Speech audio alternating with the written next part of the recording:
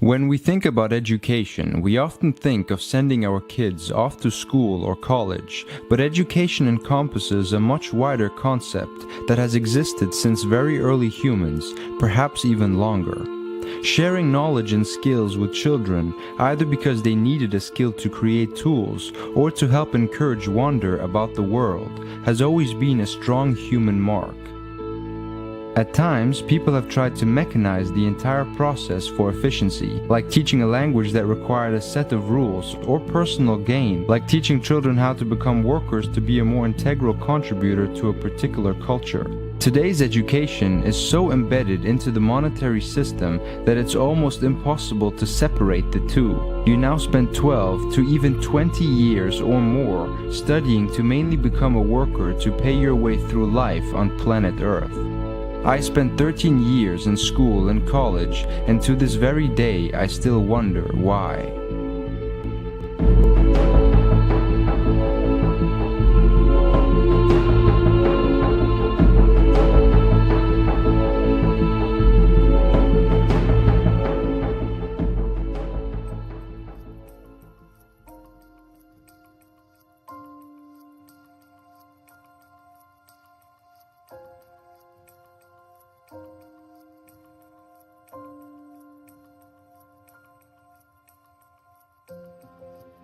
I personally hated school and feel like it did not educate me at all, but this is not a war that I am taking alone. In addition to almost all the people I know who share the same feeling, many scientists, teachers, and experiments have reached the same conclusion: school in its current form is obsolete. So why do we need teachers and disciplines anymore?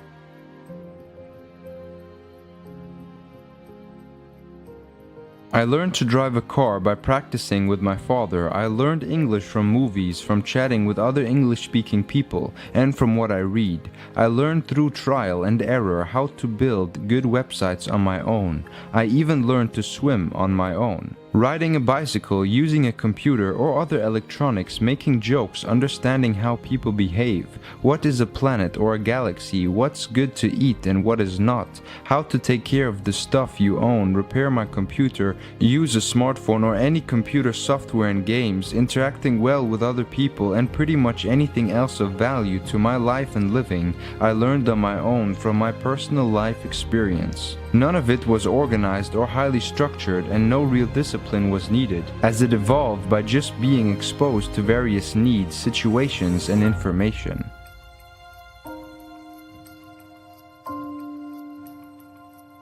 Imagine a child needing to take special classes to learn how to play a game, whether an online game or hide and seek. Of course, it sounds ridiculous to suggest putting kids through all of that, so then ask yourself, why do we force them to take classes to learn chemistry or mathematics? I played football, soccer in the US when I was a kid, and I played a lot. My friends and I were always on the football field from early in the morning until the sun disappeared from the sky. We made the teams and we learned and respected the rules all on our own.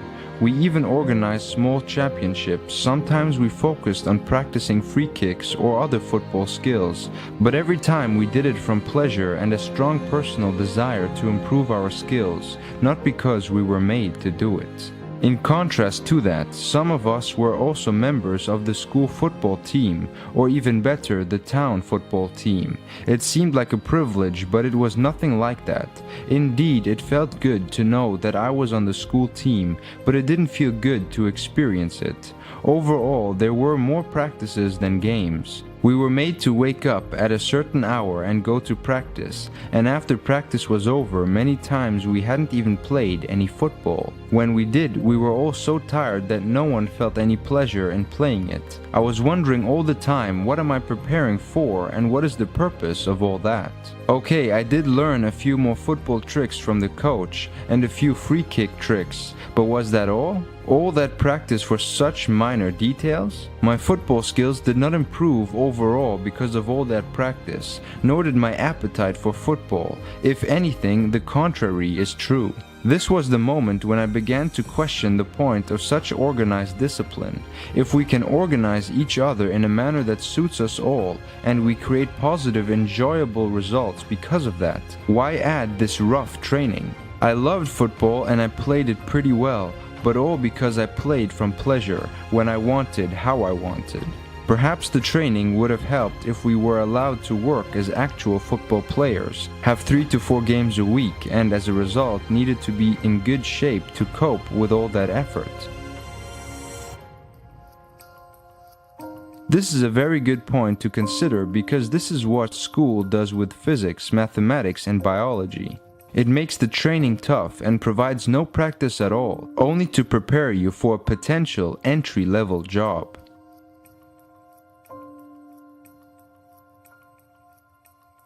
What if you let people play with those topics without telling them when and how to? Or even better, what if there were no separate disciplines like physics, mathematics, or biology studies, and instead we relied directly on life experience, which is continually becoming more and more knowledgeable and scientific as we progress? It probably sounds far-fetched, but stay with me. I will try to explain how it could work much better than today's approach.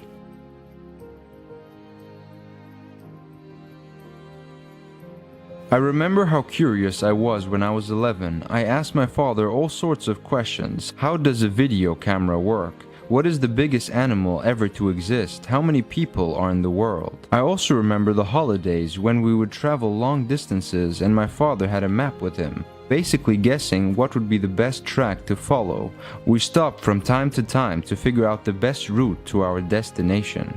My mother knew many food recipes, from cakes to dinner. It was always a winner.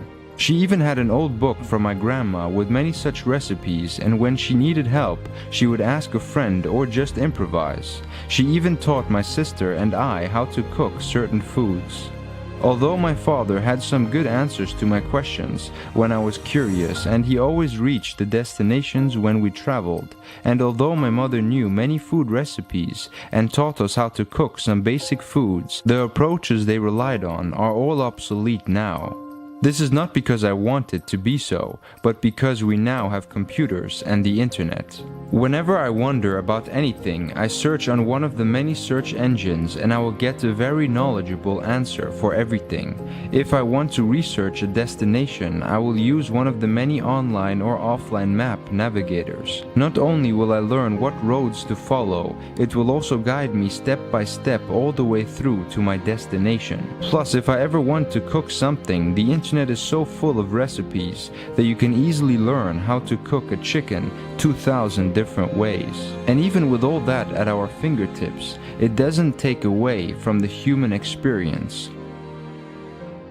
With the internet and the many devices designed to access it, people become more knowledgeable, and of course the feedback we receive from our fellow humans is continually improving with our increasing knowledge. The internet is a great example of how people can teach each other pretty much everything without strict classroom schedules or structured rules. From how to create websites and code programs to how to make your own solar panels or how to ski, you can find anything you want to know in multiple flavors.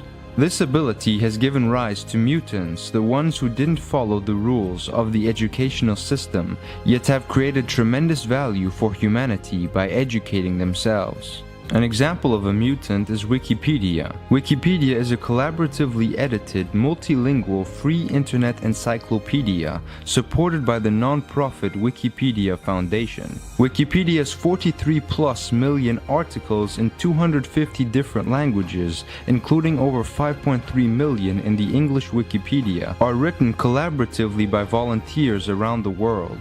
Almost all of its articles can be edited by anyone having access to the site. It is the largest and most popular general reference work on the internet, ranking 7th globally among all websites on Alexa, and having an estimated 500 million monthly readers worldwide. Wikipedia was launched on January 15, 2001 by Jimmy Wales and Larry Sanger.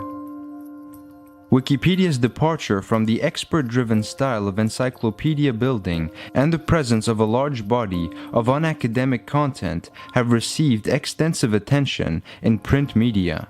In 2006, Time magazine recognized Wikipedia's participation in the rapid growth of online collaboration and interaction by millions of people around the world, in addition to YouTube, Reddit, MySpace, and Facebook. Wikipedia has also been praised as a news source due to articles related to breaking news often being rapidly updated there.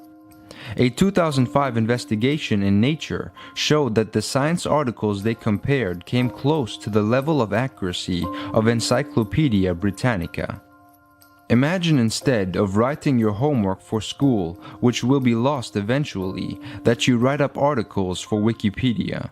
A lot of students feel that their learning in school is kind of useless because they put all of this effort and time into coming up with a great research paper, and they turn it in and it just ends up in somebody's drawer. But with a Wikipedia assignment, they put it onto the article on Wikipedia, and thousands, if not tens of thousands of people end up seeing their work. No, I don't have superpowers. At all. None. No. You could totally do it. I pushed the button and saved the text. Woo! It was exciting. You just changed Wikipedia. You just added your own contribution to Wikipedia. I read an article in The Guardian about this online encyclopedia which everybody can contribute to, and I thought, whoa, maybe I can contribute too as well. I edited the first time and I think I got addicted to it. I don't get paid anything. I just do it for, something to do in my free time, that's it. You may start doing it for an idea because you believe in it, but you end up with friends, you end up with lovers, you end up with wonderful discussions, you end up with new ideas, you end up with the new books you're gonna write. You're not writing the article alone. You write a piece and somebody else goes like, hey, I have more, and together you can create articles that are pages long, which you can't by yourself. Then you have success. You always see, okay, what I've done was successful. And this is great because, editing is a great feeling every time you do it. As I say, when I read about Wikipedia, I decided that this is maybe where I would fit in, and I did.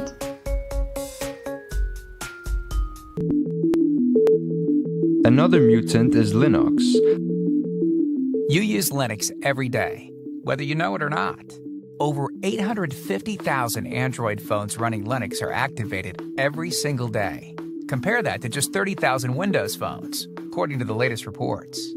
That means 100 Android devices have come online just since you started watching this video. Nearly 700,000 TVs are sold every day, most of which are running Linux. 8 out of 10 financial trades are powered by Linux. 9 out of 10 of the world's supercomputers run Linux. Google, Twitter, Facebook, and Amazon are all powered by Linux. So, how is Linux developed to achieve all of this? Unlike other operating systems, like Windows or iOS, Linux is built collaboratively across companies, geographies, and markets, resulting in the largest collaborative development project in the history of computing. Just since 2005, about 8,000 developers from almost 800 companies have contributed to the Linux kernel. These contributions have resulted in 15 million lines of code, 1.5 million lines written in just the last couple of years. Consider that Homer's epic Iliad poem is a mere 15,000 lines of text. The novel War and Peace, just 560,000 words. But it's not just about the sheer number of lines of code. It's also about how quickly Linux is developed and released. For example, a major new kernel comes out every 2 to 3 months. Compare this to years for competing operating systems. This is made possible by a unique collaborative development process. When submitting code to the Linux kernel, developers break changes into individual units called patches. A patch describes the lines that need to be changed, added, or removed from the source code. Each patch can add a new feature, new support for a device, fix a problem, improve performance, or rework things to be more easily understood. Developers post their patches to the relevant mailing lists, where other developers can reply with feedback. When the patch is close to being release ready, it is accepted by a senior Linux kernel developer, or maintainer, who manages one or more of 100 different sections of the kernel. While this isn't a guarantee that it will go to the main line, it's certainly a good sign.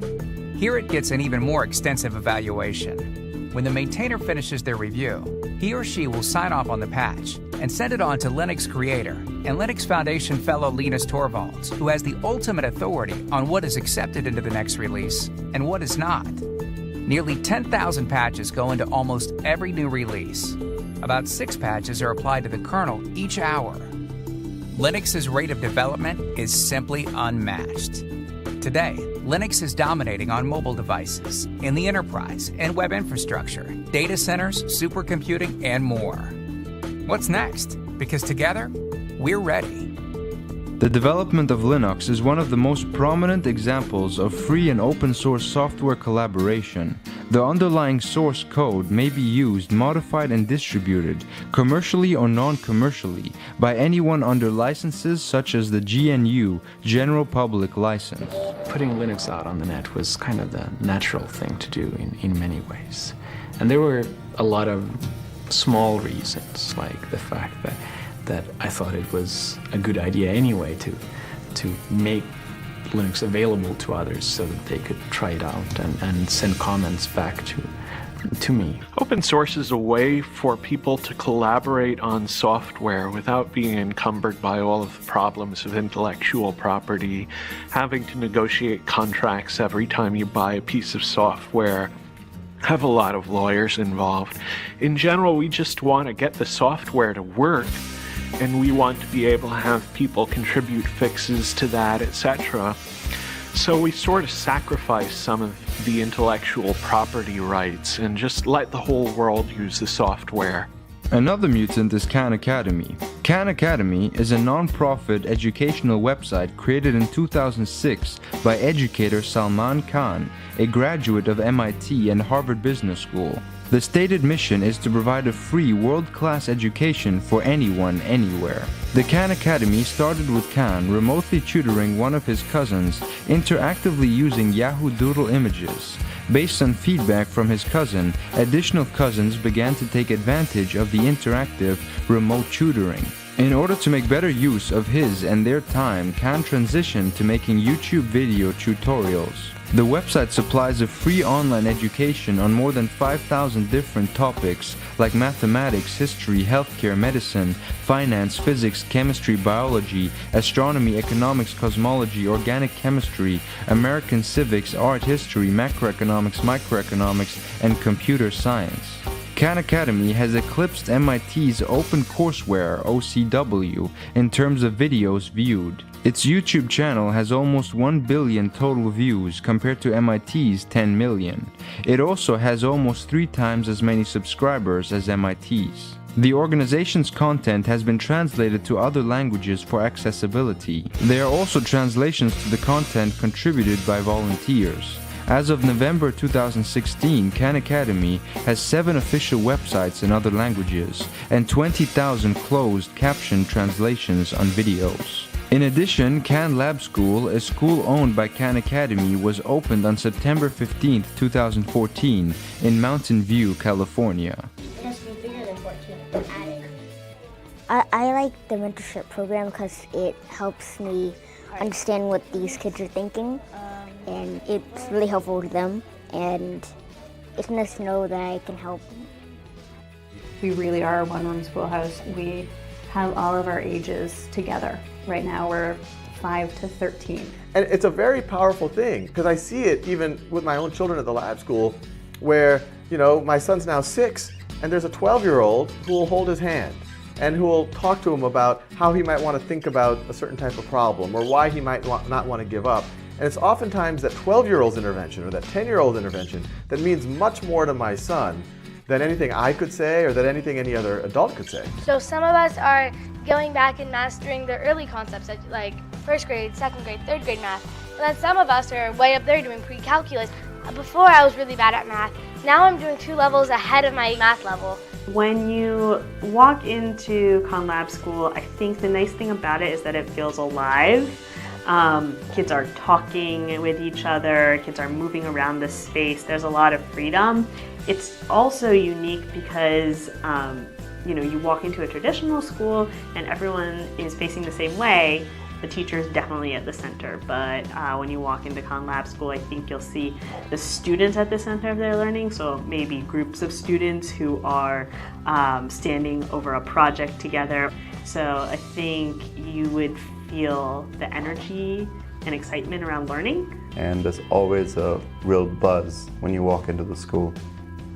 Yeah, our daughter does not want to leave. Like if I say 5:20, she'll say, oh, can I 5:25? Like, you know, she'll bargain for 5 minutes. Yeah, everything here is that the kids are doing for a large part of their own volition. And they're doing things because they want to do it. I think it's the creativity and the fact that the kids are basically allowed to do everything that they want to do. My group that I was mentoring decided they wanted to make a hovercraft. And that certainly came from them, because as teachers, none of us had had experience with that. And we're looking at it thinking, golly, okay, that's a beautiful idea. How are we going to support this? And in conversation and talking through and finding internet resources, we successfully built a hovercraft. And I say we, but they successfully built a hovercraft. We had taught them how to use tools, and they really figured it out. That blew my mind. They had it done on like week 3 or something. It was really incredible. Here, student ownership of learning is really important. Students, we expect them to see that learning it's not something they do for somebody else, it's something they do for themselves and for their future. To realize their own dreams and their own wishes for their lives is maybe the most powerful thing we do. I do love my job. I'm passionate about teaching, and to be in a place that really supports that and supports me to try new things. It just feels so honest, and it feels like we're supporting students the best we can without getting hung up on anything else.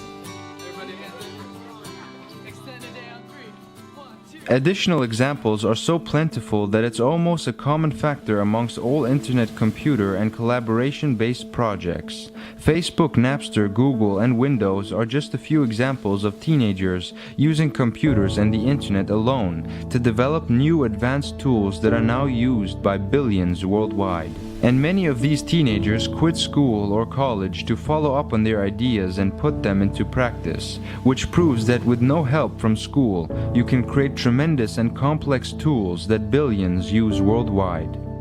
Earlier this year, I won an international science competition. And ever since then, a bunch of people have come up to me and asked, how on earth could a 15-year-old have come up with a new way to detect pancreatic cancer? My answer, a ton of hard work, a year and a half to be precise, and a ton of failures. Now, recently I developed a novel paper sensor for the detection of pancreatic, ovarian, and lung cancer. And it's 168 times faster, over 26,000 times less expensive, and over 400 times more sensitive than the current gold standard of detection. The best part, it costs 3 cents and takes 5 minutes to run. And my breakthrough came in the most unlikely of places. It came in high school biology class, the absolute abhorror of innovation.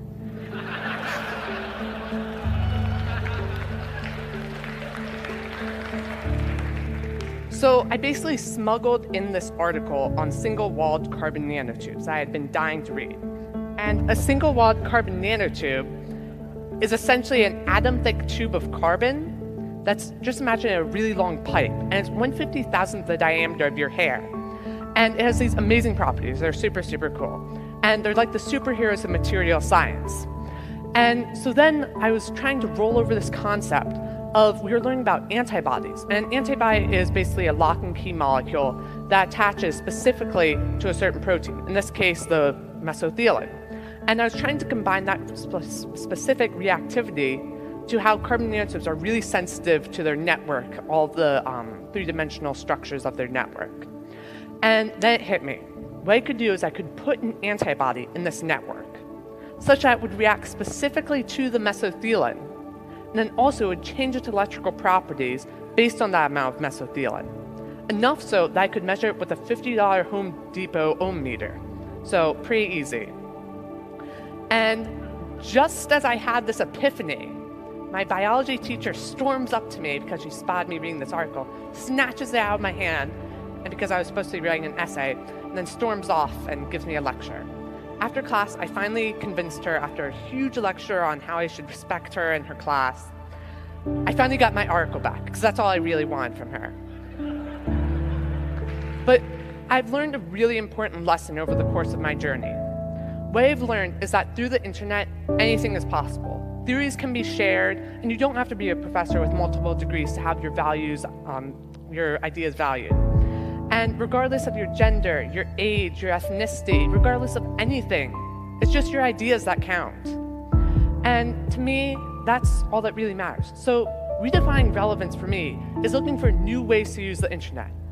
We really don't want to see your duck-faced pictures.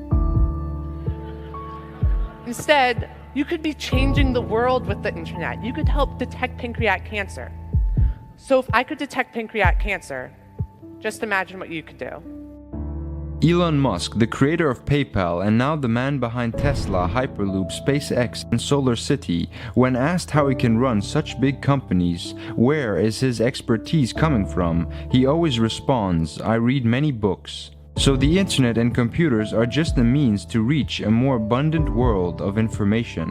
Non-experts who have made huge contributions to humanity have been doing this since the era of Aristotle, when the first school systems were invented. However, their purpose was to offer educational materials for those who were interested in finding out more about the world. Actually, the term school means leisure in ancient Greek, which is quite the opposite of what school has now become.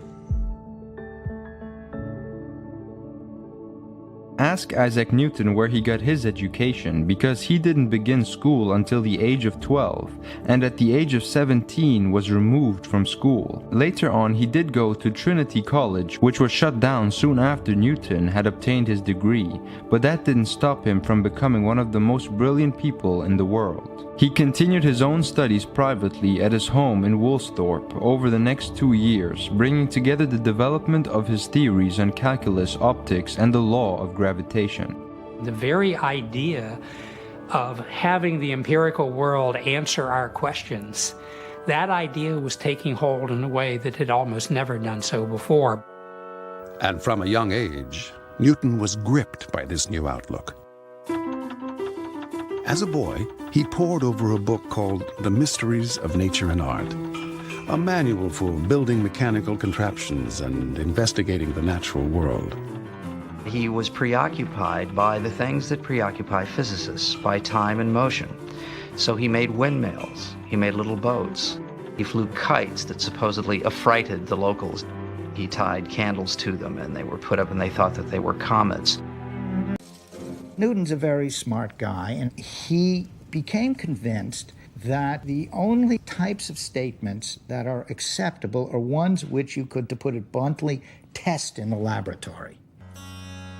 But just as Newton was probing the limits of Descartes, the plague struck England. Thousands died every week.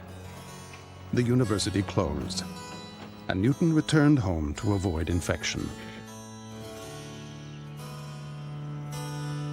And it was here, in the apple orchard just outside the family home, that the legend of Isaac Newton was born.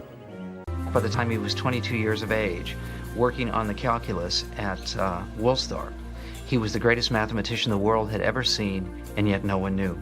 Only Newton knew, and it was his secret. This was a guy who adored computation of every kind. Among the things that you can see if you open his manuscripts, for instance, is there are places where you'll find he's calculated logarithms out to 50 places and things like that. Not because he needed it, but because he liked doing it. I mean, it was a pleasure to him to do that sort of thing. And if that weren't enough, Newton overturned accepted wisdom about how colors are produced, performing an experiment on himself with a large needle, or bodkin. I took a bodkin and put it between my eye and the bone, as near to the back side of my eye as I could. And pressing my eye with the end of it, so as to make the curvature in my eye, there appeared several white, dark, and colored circles. Fortunately, Newton found a safer way to investigate light and color, using a prism. From Aristotle to Descartes, scientists thought sunlight, or white light, was pure. Colors were produced by physically modifying white light, which they believed passing it through a prism did. But Newton decided to see for himself. Sending sunlight through a prism, he produced the spectrum of colors. And then he went one step further. He sent the red ray of light through a second prism. Instead of making a new color, it remained red. Newton concluded that white light is not pure, but a combination of all the colors of the rainbow. He thought of the prism actually as a separator of the objects that are all in the original light. This was very hard for almost everybody to swallow, because it meant that when you're looking at white light, you're looking at something which has all the colors already in it. This seemed completely counterintuitive, and indeed, frankly, it's counterintuitive to most people today. Only 25 years old, Newton had made some of the most stunning breakthroughs in the history of science. But he kept them almost entirely to himself, just as he had done with calculus. After the plague subsided, he returned to Cambridge, where he worked his way up to an appointment as the Lucasian Professor of Mathematics, the position held by Stephen Hawking today. Or ask Albert Einstein, who didn't like school much at all, how he came up with the theory of relativity or other conceptual aspects of his astonishing work. These were his thoughts about school. I quote, "The spirit of learning and creative thought were lost in strict rote learning," end quote.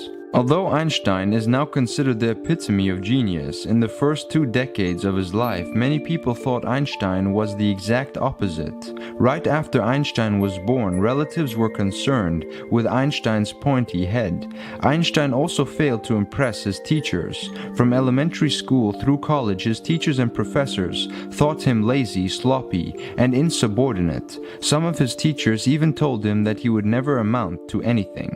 What appeared to be laziness in class was really boredom. Rather than just memorizing facts and dates, the mainstay of classroom work, Einstein preferred to ponder questions such as what makes the needle of a compass point in one direction?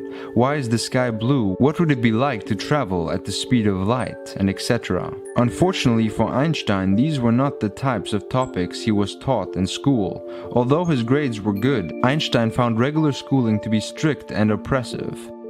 Things changed for Einstein when he befriended Max Talmud, the 21-year-old medical student who had ate dinner at the Einsteins once a week.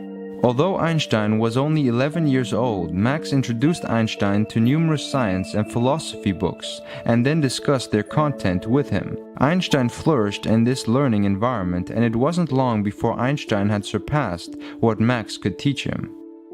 For 7 years, Einstein worked 6 days a week as a patent clerk. He was responsible for examining the blueprints of other people's inventions and then determining whether or not they were feasible. If they were, Einstein had to ensure that no one else had already been given a patent for the same idea. Somehow, between his very busy work and family life, Einstein not only found time to earn a doctorate from the University of Zurich, awarded in 1905, but also found time to think. It was while working at the patent office that Einstein made his most shocking and amazing discoveries.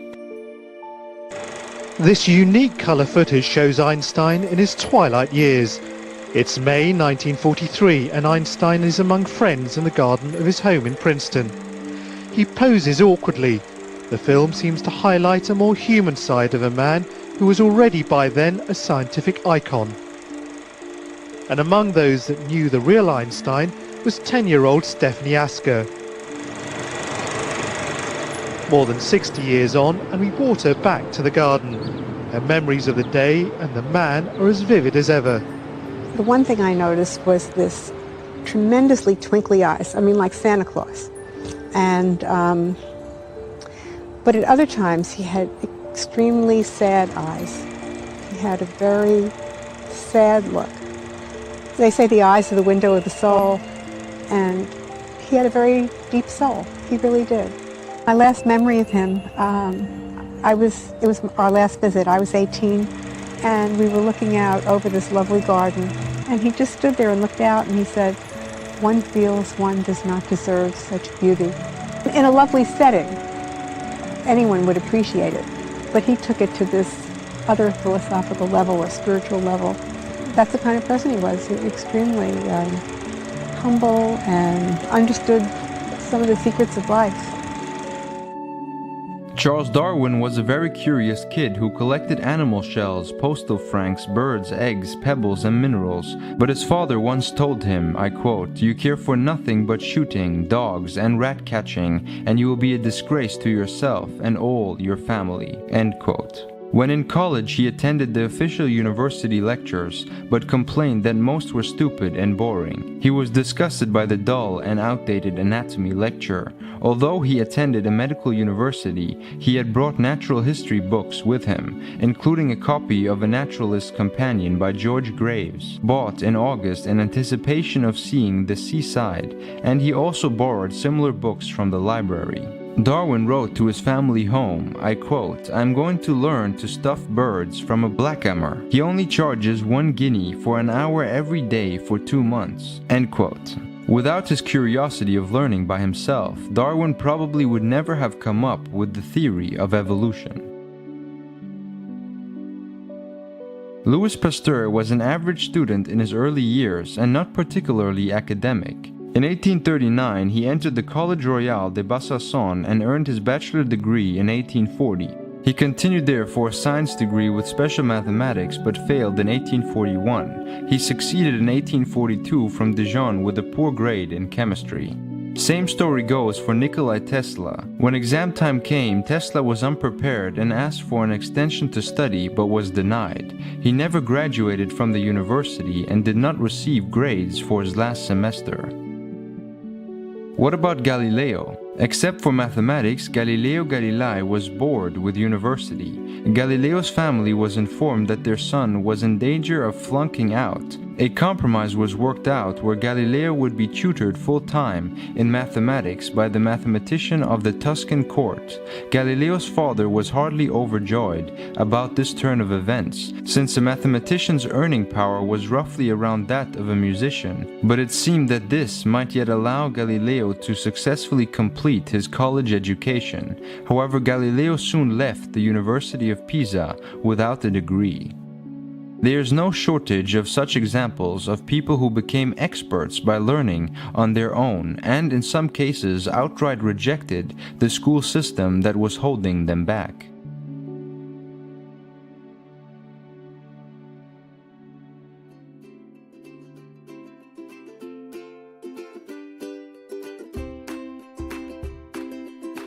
Citizen science is scientific research conducted in whole or in part by amateur or non-professional scientists, often by crowdsourcing or crowdfunding.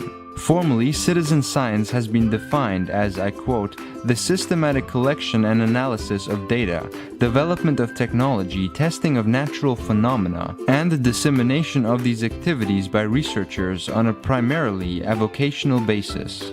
These groups of people with no particular formal training in any of the fields they study often come up with amazing results, and their interest expands from the observation of cyclical events of nature, such as effects of global warming on plant and animal life in the different geographical areas, to astronomy or protein folding. One great example is Foldit and the idea of integrating the video game notion to benefit humanity and create more such citizen scientists. Think about Angry Birds. People play that game 3 million hours a day. If we can produce a game that benefits society with that level of engagement, we could change the world in a week. Adrian's first science video game began when biochemists had a problem. To fight diseases, they needed help solving protein puzzles. Computers are terrible at visual puzzles, but humans are great at them. So where could Adrian find a massive workforce? What if he could get the millions of people playing video games to play a different kind of game? And that was the beginning of Foldit. It's a 3D puzzle. Instead of birds and bombs, this game would be about protein folding. Proteins are molecules made up of long chains of amino acids. They're the workhorses of our cells, the machinery that keeps our body running. And they fold in thousands of different ways. It's like all the pieces of the protein lock together in this sort of puzzle, like Tetris. How they fold will change what they do in your body. Depending on how they fold, they can either form the fibers in your hair or the motors that run your muscles. A misfolded protein can help HIV replicate and cause diseases like cancer. But a well-folded one can help cure diseases. In the lab, scientists can make the long chains of amino acids. But when it comes to folding them up properly, they have trouble. And that's where people playing Fold It come in. Fundamentally, Fold It is a game where we use people to help us understand how to build these molecules to build next generation cures. On May 8, 2008, they released Fold It to the world and waited. The servers crashed within like 24 hours. The public played it and they cared about it and they understood it, and it was one of the greatest feelings of my life. Fold It made history. And it isn't Angry Birds. With over 300,000 players, this game advances science. It actually adds value to the world. Adrian has completely broken this mold. There are no elves in Fold It. There's no magic, there are no unicorns, and yet people love it. In 2011, Fold It players solved one of these puzzles in just 3 weeks. The riddle of a bad protein that helps HIV reproduce. Identifying that structure brings us closer to designing better treatments. So what kind of person plays a game about protein folding? Meet one of the top-ranked Fold It players in the world. He isn't a scientist. He's a 9th grader.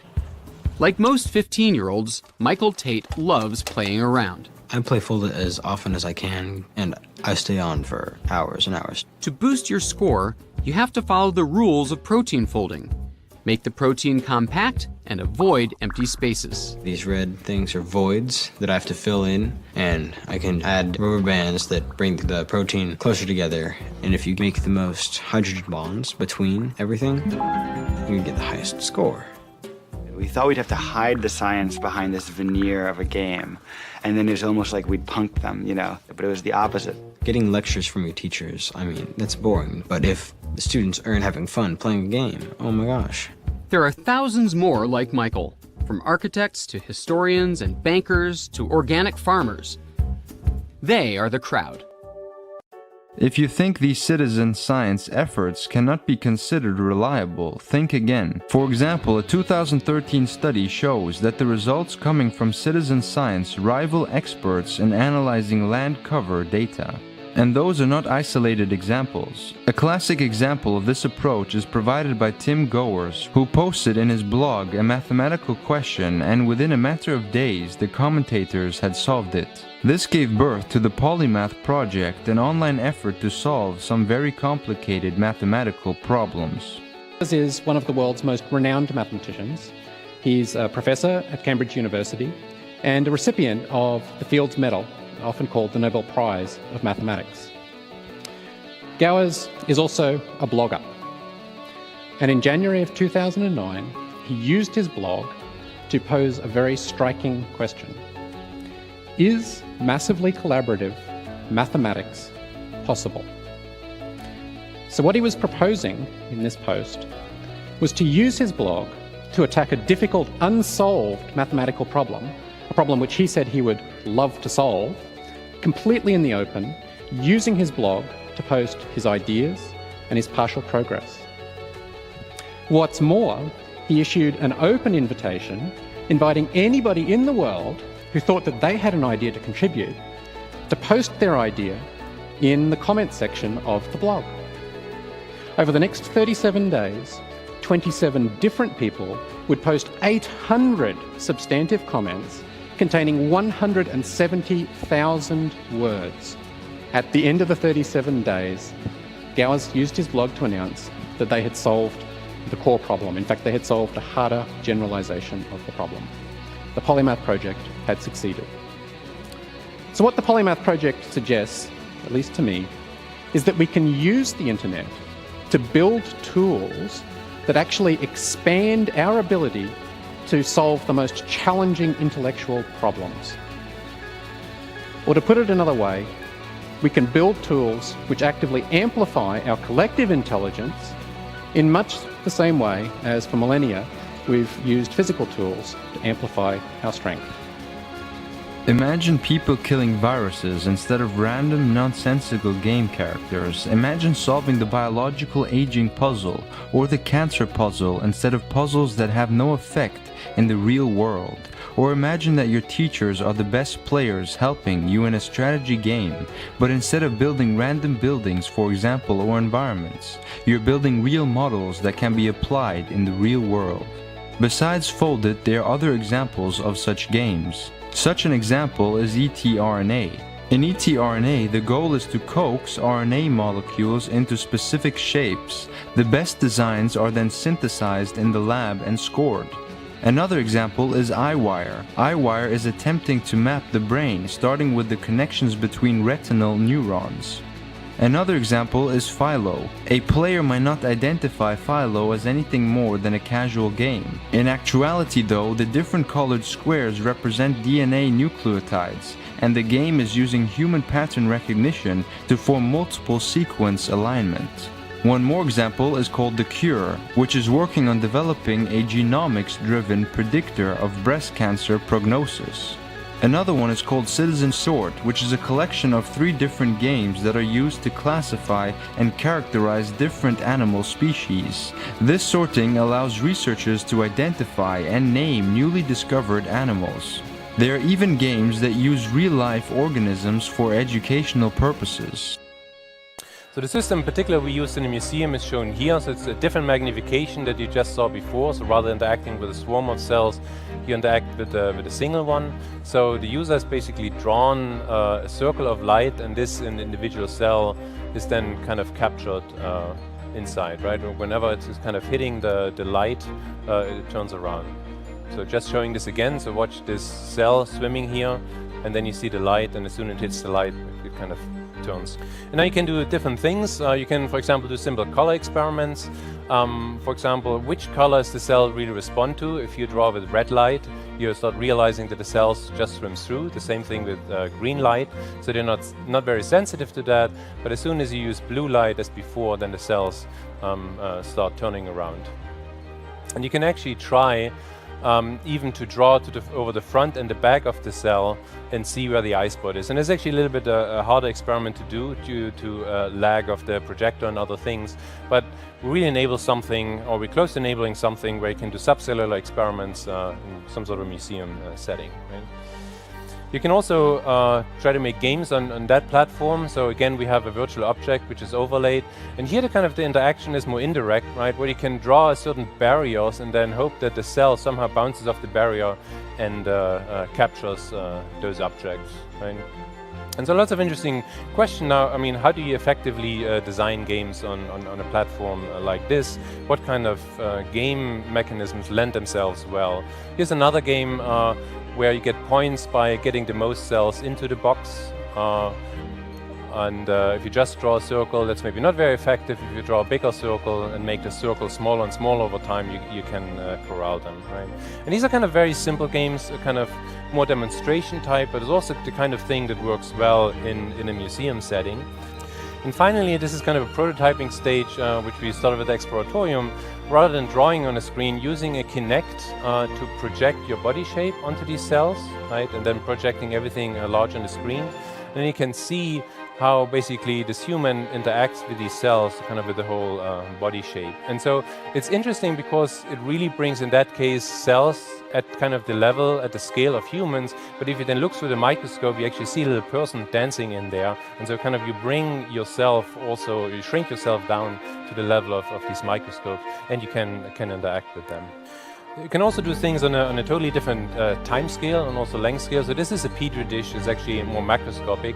And what you see in yellow is a slime mold. It's called Fusorum. And in red you see where a robot actually places a food solution. And you can see initially this organism forages for food, finds it, and then always is kind of tracking this food trail that is laid out. And here actually this whole experiment that you see takes about a day. to run, and it takes an image of about every 10 minutes. We also built a cloud lab for that, so that students could online and do these types of experiments. And actually, it was a Lego robot that executes these things, so it's kind of schematized here. What you see here are computers, right? And if you compare it to the two pictures, you should see a number of differences, right? There's maybe you just take a moment and think for yourself. So this is basically a 50-year difference. Computers have advanced a lot in terms of how good they are, how easy they are to use. And you can also sum it up in saying, like, these were primarily about number crunching, and this is really about an interactive experience that even children can have these days. And if you look at biotechnology, what's going on there, we can actually see many similarities in that we now have microfluidic devices that are integrated, that even have like valves on it, similar like transistors, and you can move fluids around in small droplets and make diagnostics and other things happening. And similar, like the image in the background, these are kind of still hard to use devices. They are not as powerful yet as we wish hope to, but they get increasingly better, and we can really wonder what will happen in 10 years, 50 years. Will we have basically the same interactivity and the ease of use as we now have with our electronic devices? Another interesting idea is to combine the human experience with knowledge and technology. Imagine a spaceship on Earth, one that perfectly simulates a trip to nearby planets. So instead of being connected to a virtual world through a pair of smart glasses, you can experience it as if it was real. Imagine you and your friends embarking into this Earth grounded yet futuristic spaceship and take a trip to the nearby planets for a few weeks. Although you remain on the ground, I bet you will quickly forget that and feel like you are experiencing a real trip to Mars or the edge of the universe. Within such a simulation, your interaction with your friends and even with the planets, nebulas, or stars seen through the viewport would seem quite realistic, since if you were to take such a journey in reality, the spaceship would always be between you and the rest of the universe, with you experiencing it through the spaceship window. Humans can simulate scenarios so well that many people watch movies as if they were part of the action, or remember your childhood when you imagined you were a superhero and your home was your spaceship. We often re-experience such feelings when playing with our children. You can explore tons of virtual environments as if you were there, in the ship that you are already cruising, looking and exploring the real world.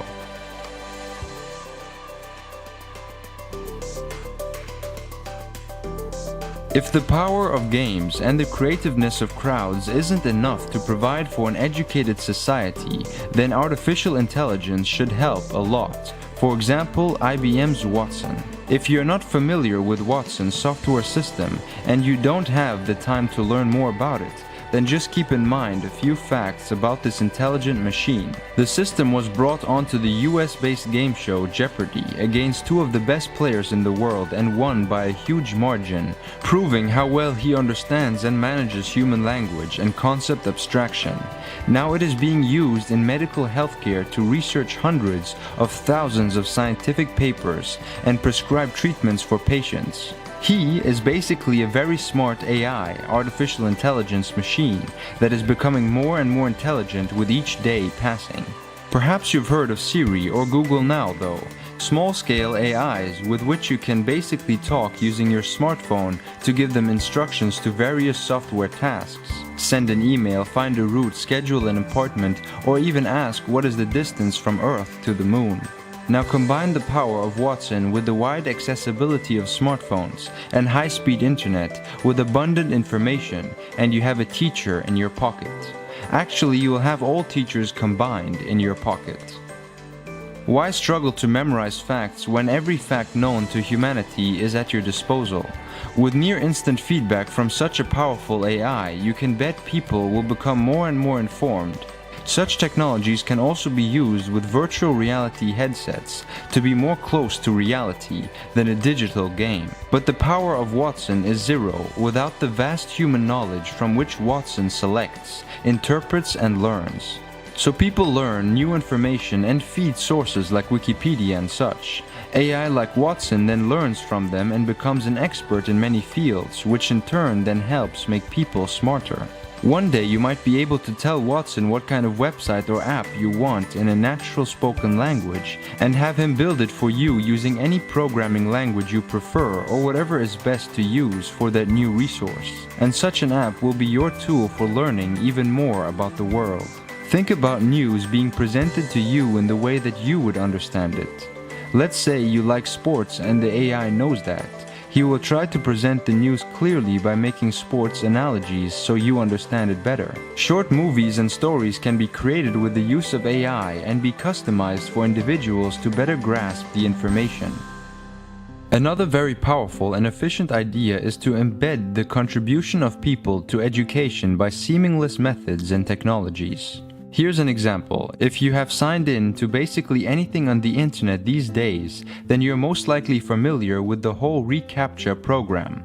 That's the thing where you have to prove you're not a spam bot by typing some nearly unreadable words into a text box. What you may not know is that by using it, you have most likely contributed to the translation of thousands of old books and documents. In 2009, Google and a couple of other companies had a problem. They wanted to digitalize years of old newspapers and books using software that can read the print, OCR or optical character recognition, and then convert it into actual text. But even the most advanced computers had problems reading some of the poor quality scans because the text was smudged or crooked or in a font that has been out of use for years. So they simply placed those unreadable words in between you and whatever you want to access and told you that you'd need to translate them before going any further. Spam bots can't read them because reCAPTCHA uses only the words that the computers already said they couldn't read. It's as brilliant as it is simplistic. The project has been a huge success, managing to digitalize 20 years of the New York Times daily newspaper in just a few months, for example, by letting web surfers decode the hard bits. It is estimated that websites display 200 million reCAPTCHAs a day. Also consider the idea of distributed computing, which has been used to discover new planets, find Mersenne prime numbers, or process radio signals to detect alien transmissions. The process is very simple. People all over the world install a screensaver that runs some calculations for these projects when their computers are idle. Thousands of computer hours have been used in this way for research. Well, I'm one of the co-founders of SETI at Home, and I'm also the director of the BOINC project, which develops the software that's used by SETI at Home. When we designed SETI at Home, we were trying to figure out if we had a chance of actually getting enough computing power to do something scientifically useful. We figured the threshold would be 50,000 computers. If we got that many, we could do science that we couldn't do otherwise. And within, probably 2 or 3 months, we had 1 million computers, 20 times more than we thought. Of course, that created a lot of problems with beefing up our servers to handle that many. I do remember there was this one day when we came in the morning and looked at our database and saw how much computing had been done in the last 24 hours, and it was 1,000 years. 1,000 years of computing time in one day. And we sort of sat back and, let that sink in, and at that point, we realized that we were really onto something. For example, the climate prediction computing has jobs that run for weeks or months. By and large, the other projects are cranking out research at a kind of the conventional rate and publishing papers. There's a project called Einstein at Home that used volunteer computing and found a whole bunch of new pulsars that are part of binary systems, a very, very exciting kind of pulsar. The biomedical projects, I can't tell you that they've cured cancer or anything like that, but they have published papers in journals like Science and Nature at a pretty good clip. So there's a lot of real science getting done with volunteer computing. Another exciting thing recently has been porting everything to run on smartphones, Android phones in particular, which are, in some ways are the future of consumer electronics. They're not going to replace desktop computers, but there will be more of them. There are more of them currently. And they're becoming very powerful and very capable of doing scientific computing. You may think that mathematics, physics, biology, or any such disciplines are so hard for people to fully grasp, and because of that, few engage in such topics. What if our society were to experience just one single change, that science becomes the coolest thing for people to discuss? Instead of discussing politics, music, movies, or sports, people would find scientific subjects as their main interest. How would that change society as a whole? People gossip about other people all the time. They know hundreds of movies and remember thousands of situations from those movies along with the characters presented. They watch so much sports and memorize so many complex statistics. People remember jokes and folks, celebrity gossips, and faraway friendships. There's no reason to think that people are not able to retain lots of information and use it for all kinds of purposes. They often become fanatic about a football team, a religious dogma, a musician, or a Hollywood star. But what if they instead became fanatic about atoms, galaxies, DNA, stars, the history of science, mathematics, chemistry, and so on? How would that change us as a society? Engaging in conversations and getting feedback, reinforcement, seems to have a deep impact on retaining and understanding information. I always wondered how it would be if every time I go out with my friends, instead of discussing about a football team, how wasted they were last night, about movies or a crime they saw on TV, we instead discuss the most recently discovered exoplanets, relativity because it's quite a hard concept to grasp, new technologies, or the universe as a whole. Just think about it. Movies and TV shows have so much success in the world, but the majority of them are based on fiction and gossip, turning their viewers into beings with little or no grasp of the amazing reality around them. What if movies were about real scientific events? What if TV shows were more factual than fictional?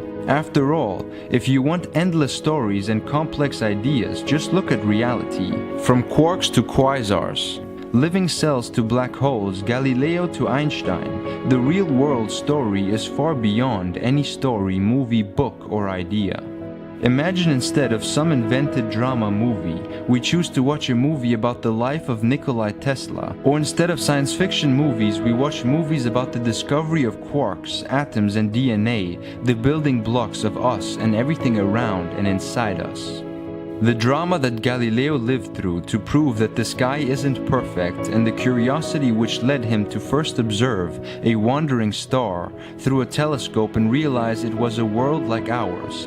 Ancient Greeks like Aristotle who tried to figure out the world around them. The life and findings of Copernicus and Kepler.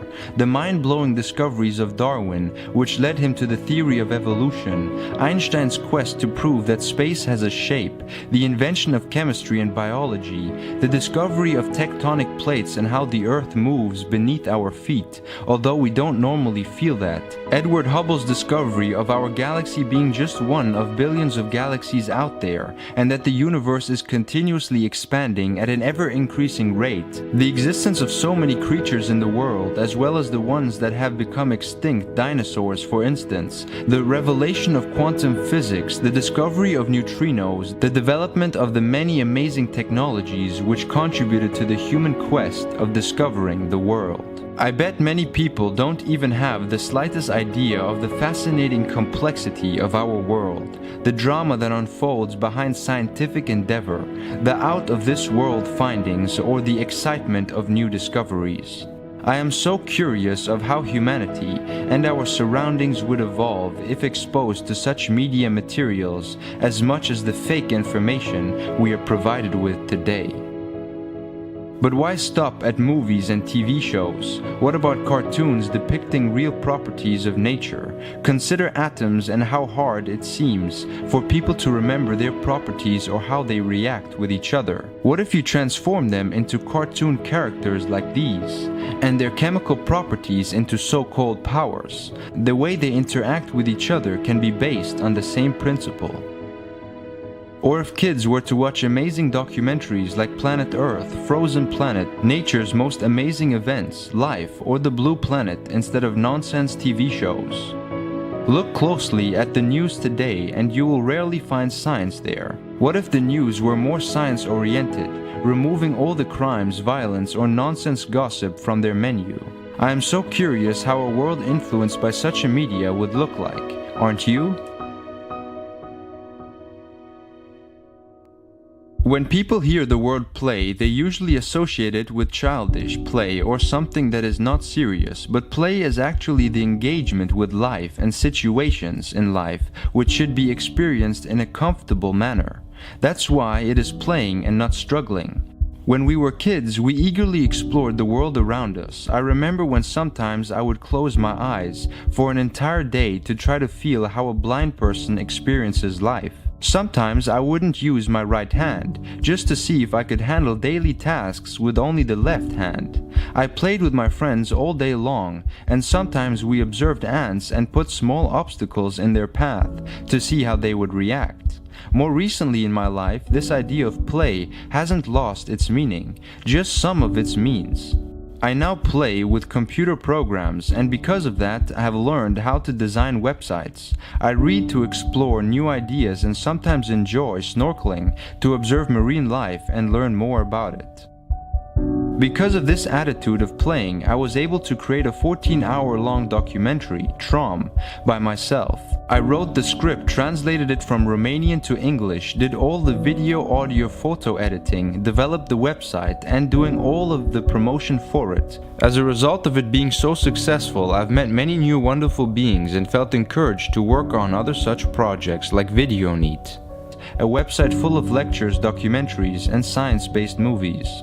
So am I a movie producer, scriptwriter, journalist, web designer, and so on? How can I do SEO design, video, photo, audio editing, manage projects, and much more? I never learned these things in school, yet I'm able to do them and even get huge positive feedback. And I am a light example. There are people doing mind-blowing projects and accomplishing extraordinary tasks with no help from school, just out of the pure excitement and enjoyment of play. The present educational system seems to be obsolete. Its methods of mandatory learning, the unresearched means of teaching, the mandatory schedule, and the stigmatization of children through grades and tests. Money also plays a huge role in education. The school books and other educational materials are very hard to update with new information because of the costs involved. So what is taught in school today may already be very outdated. Also, teachers and students seem to be primarily motivated by the money and not by learning.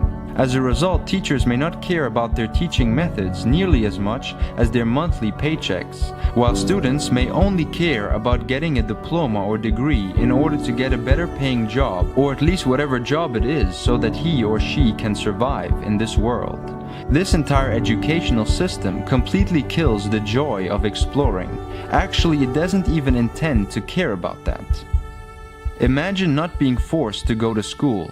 Wouldn't you take the play idea more seriously? Wouldn't you be curious, exploring the world, learning more, creating interesting projects, helping others, and so on? As we have seen, the means by which you can do that are so plentiful. With an internet connection today, you gain access to any human knowledge in multiple flavors. We can think of such a world where since infancy, every human being is exposed to a smart environment, smart technology, and powerful scientific information. The play would never end, and he or she will not only have the means of fulfilling their hunger for knowledge, but also create new means by which it can be accomplished. The entire human race, connected through networks like the internet, using multiple devices like computers, tablets, smartphones, etc., and multiple means feeding a global human knowledge base, which in turn feeds them back and creates continual widespread innovation. We all must be citizen scientists, and the means through which we play should be plentiful, not just tasteful for some.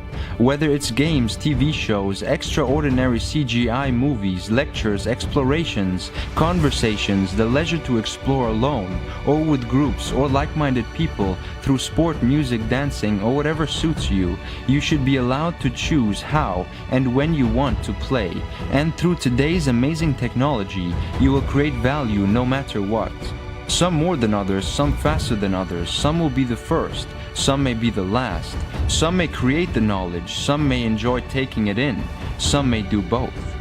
In my mind, it should not matter what you explore or when you explore it. It's like the internet, the abundance of people ensure that there are more than enough people researching all necessary fields of science. Some may still enjoy this present schooling system, and they should be able to attend one.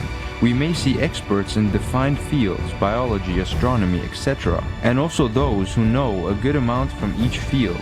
We may see teachers and students becoming the same entity, and we may also be assisted by powerful AI.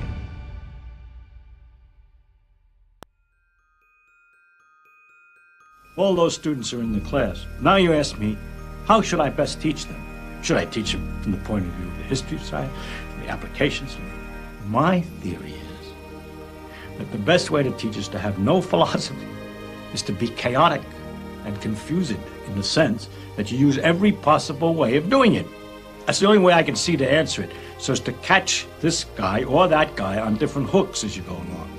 That during the time when the fellow who was interested in history is being bored by the abstract mathematics, on the other hand, the fellow who likes abstraction is being bored at another time by the history. If you can do it so you don't bore them all the time, perhaps you're better off. When I was a boy, my father telling me things, so I tried to tell my son things that were interesting about the world. When he was very small, I used to rock him to bed, when he goes to bed, I'd tell him stories, and I'd make up story about little people that were about so high, would walk along, they would go on picnics or something, they lived in the ventilator.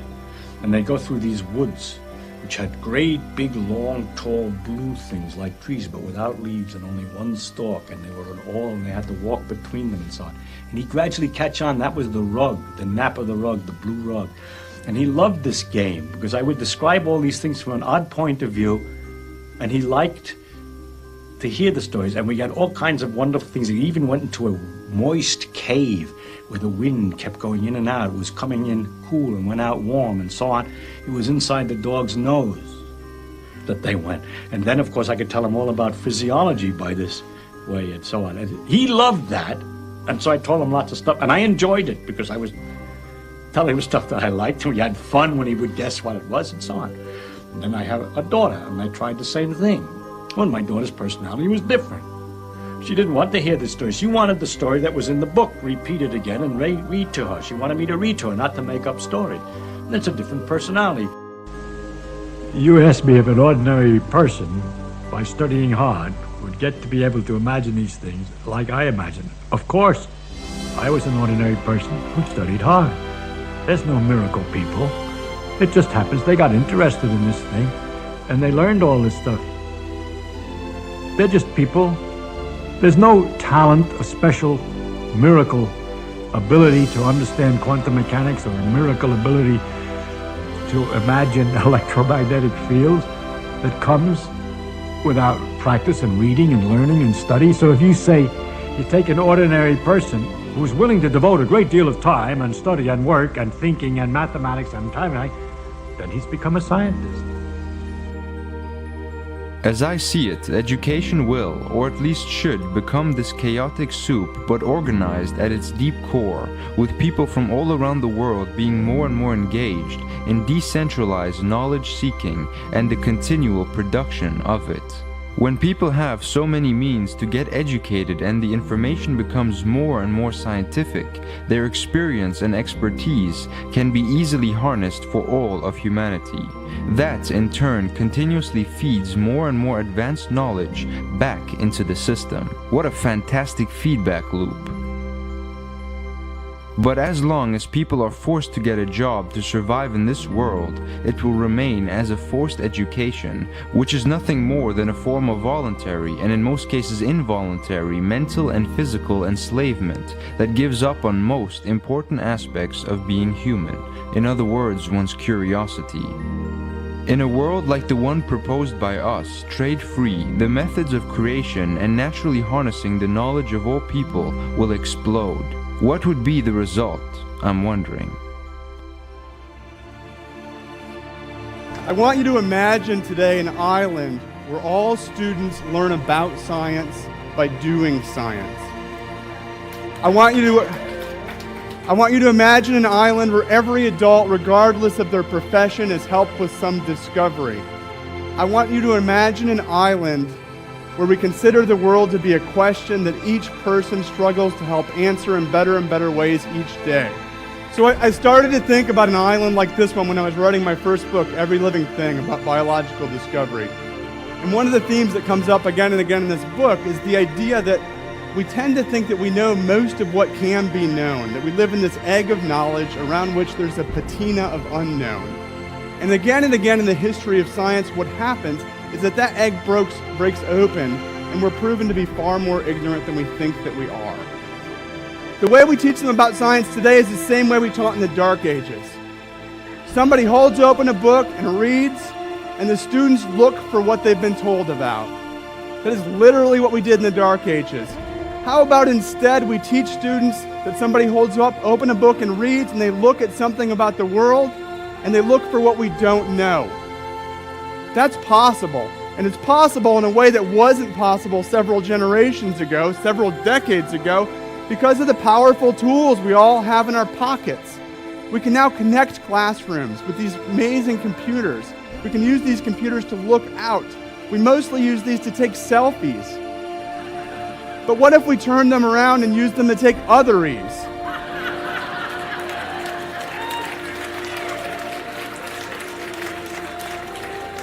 I think that the light that these tools offer us is incredible if used wisely. The light that they offer us allows us to think about an island that is the whole Earth. When we look at a map like this, we mostly think about the horror of the fact that we're so dense on the planet. These are our lights at night, but these are also the lights of our ingenuity, the lights of our curiosity, and they're the places where we can shine a light directly on the place we live and understand more about it. And so let us comprehend this island as a question. What Terry Irwin, the biologist, showed us is that we all wake up in the darkness of our own ignorance. But what I believe is that together with our humble lights, these humble lights, that we can look out and at the end of each day see more together than we could ever see at the beginning on our own.